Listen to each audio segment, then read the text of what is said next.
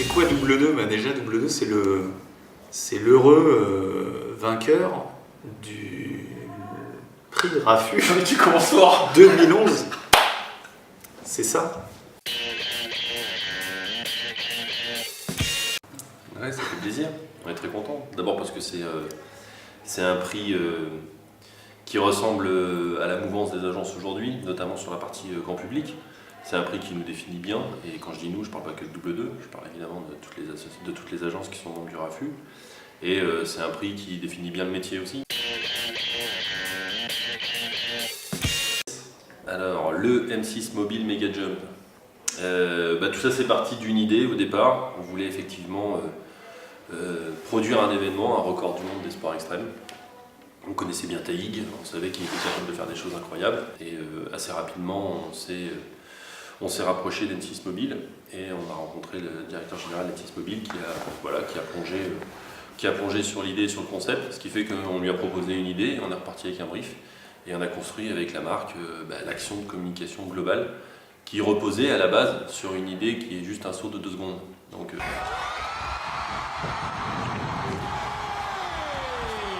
évidemment, un saut de 2 secondes, ça ne suffit pas pour faire une action de com. Donc là-dessus, il a fallu travailler, mettre en place un certain nombre d'outils pour médiatiser l'événement, pour être à la fois un fournisseur de contenu pour les médias traditionnels et pour les médias digitaux, et puis en même temps une expérience pour le public sur place, parce qu'il y avait quand même quasiment 100 000 personnes, et que l'événement a duré 2 jours et demi.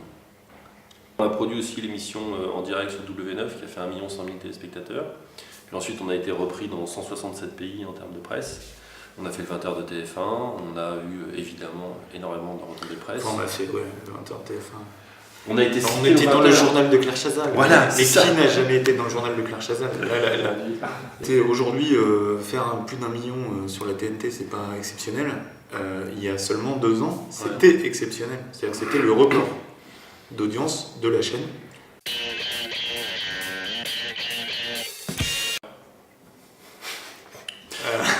Là, on a déjà acheté une plus grande cheminée pour mettre ce prix. Il est énorme, c'est parce qu'il est énorme en fait.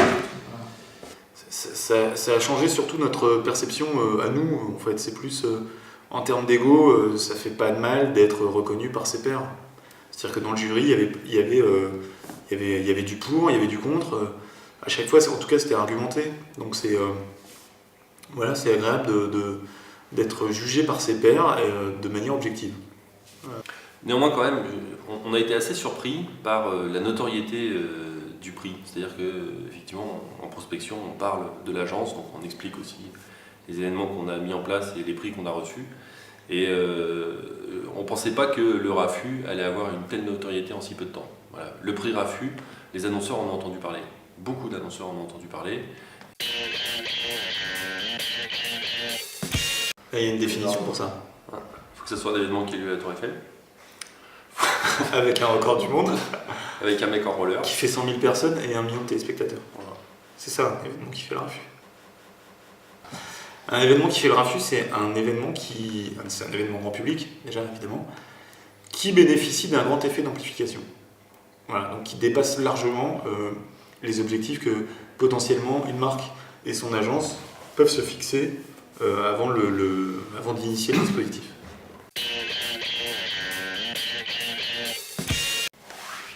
Il y a plusieurs regards. Il y a un élément qu'on peut souligner quand même, notamment sur la partie événement grand public.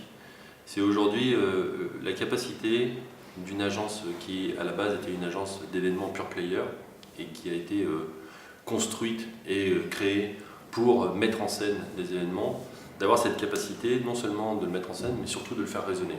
On n'est pas simplement des metteurs en scène du jour J, on est effectivement des fournisseurs de contenu événementiel, c'est-à-dire qu'on est capable de produire un événement qui va attirer du public, qui va être vu, qui va être relayé, et même si c'était déjà le cas il y a quelques années, notamment au travers des relations presse et des médias traditionnels, la notion digitale et notamment la notion de média social nous permet d'amplifier encore plus facilement ce phénomène.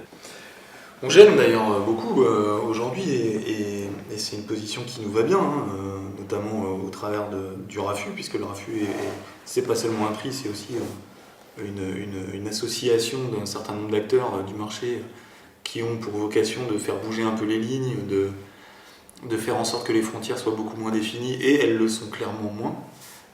Donc c'est d'agiter un petit peu tout ça. Et aujourd'hui, on est interrogé enfin en tout cas, on est en compétition face à des acteurs qui ne sont plus des simples acteurs événementiels. Donc c'est bien que la maturité des annonceurs a changé et la lecture qu'ils ont des agences d'événements a changé. Notre plus grande réussite professionnelle. En tout cas, la plus récente, c'est vrai que c'est quand même le Mega Jump. Voilà. On a mis beaucoup de temps pour le sortir. Il a fallu travailler pendant 2 ans.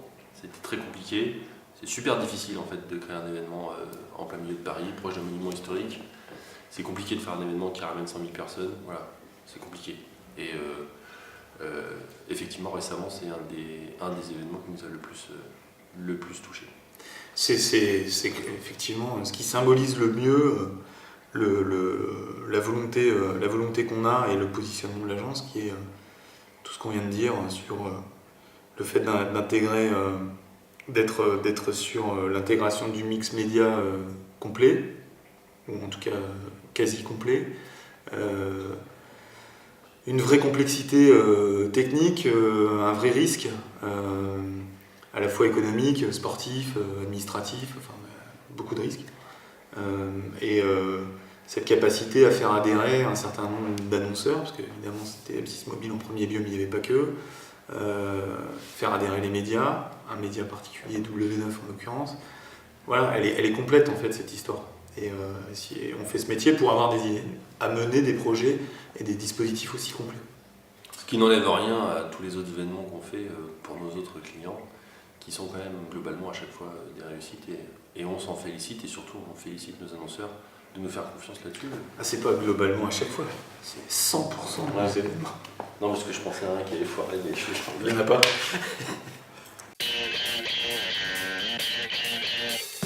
Dans notre métier, plus que de déception, on peut parler un tout petit peu de frustration.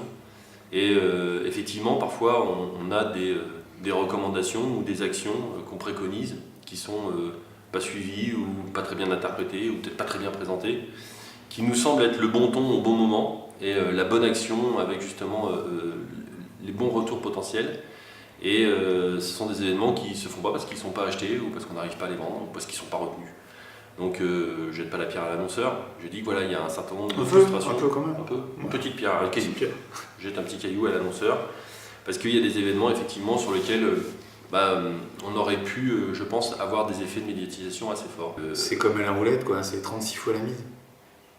mais ouais, non mais c'est un vaste sujet. Arrêtez en fait, de faire rouge et noir, tapez des numéros. Voilà, faut jouer le 5, tu joues le 5, t'as 36 fois la mise. Ou le 2. Deux fois le 2, ça paye encore mieux. Non mais blague à part, c'est un vrai sujet. Derrière ta question, il y a un sujet énorme qui est celui de potentiellement quels risques sont capables de prendre aujourd'hui les annonceurs. On sait combien c'est difficile en tant que directeur marketing aujourd'hui de prendre des risques. C'est extrêmement compliqué. Et nous on arrive avec des idées un peu neuves, un peu fortes. Enfin, quand je dis nous, c'est pas simplement double 2. Hein. Là je parle au nom de peut-être du RAFU. Et en même temps, on se retrouve à 28 ou à 38 sur des appels d'offres, ce qui n'a plus aucun sens, ce qui ne permet plus à l'annonceur lui-même de bien distinguer la bonne de la moyenne et de la mauvaise idée, parce qu'il y en a trop, parce que c'est confus, parce qu'on se retrouve plus ou moins tous sur les mêmes terrains.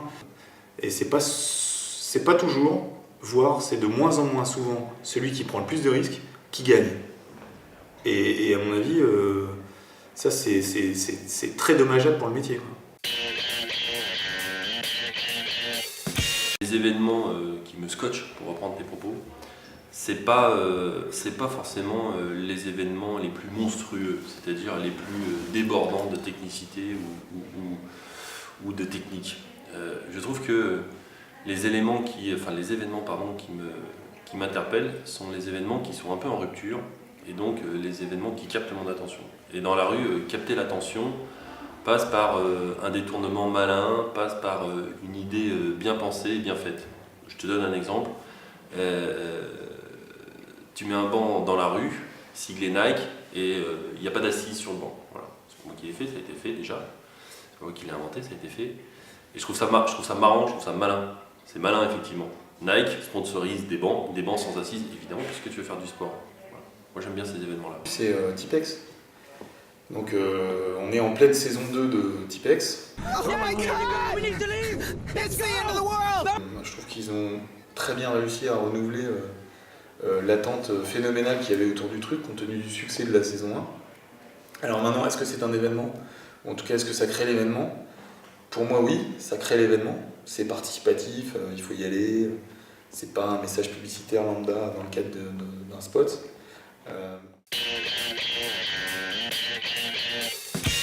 C'est l'activation de la présence d'Audi dans le cadre du Festival du film de Cannes.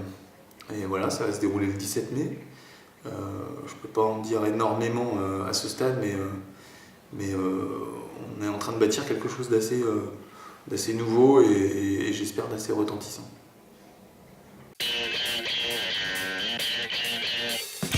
Eh ben, bienvenue dans la compétition. Bonne chance, et je vous préviens, on a déposé des dossiers en béton armé cette année. Ouais, c'est pour nous cette année, une fois de plus.